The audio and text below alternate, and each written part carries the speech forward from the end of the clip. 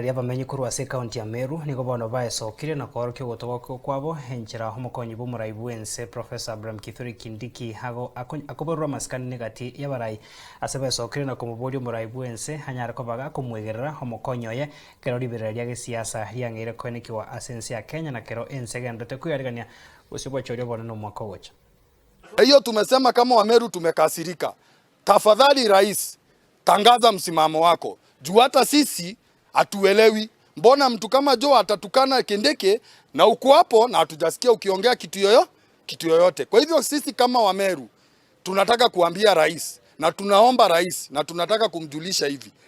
Kama akona Kindiki, we can assure him of the support of Merians. All Merians are going to support him.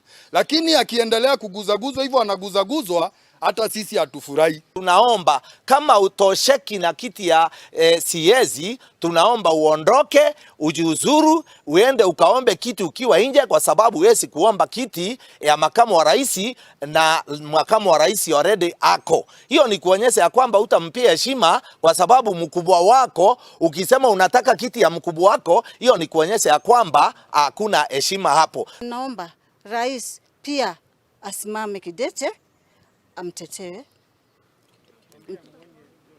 amuonye Joho na amtetee Kindiki kila pahali, kwa sababu Joho amekuja vibaya sana na si vizuri hivyo anafanya. Anafaa kumpa heshima. Kama ni kutoka atoke na uzuri, atuache na amani na Kindiki wetu. Mupatie serikali nafasi itufanyie kazi mpaka 2027 ikifika wakati wa siasa. Ndio wakuje watasema ile kazi wamefanya. Na nyinyi opposition mkae tayari, sababu wengine wenu tuliwatuma huko na hakuna kitu mlitufanyia. Kwa hivyo ni lazima tutaangalia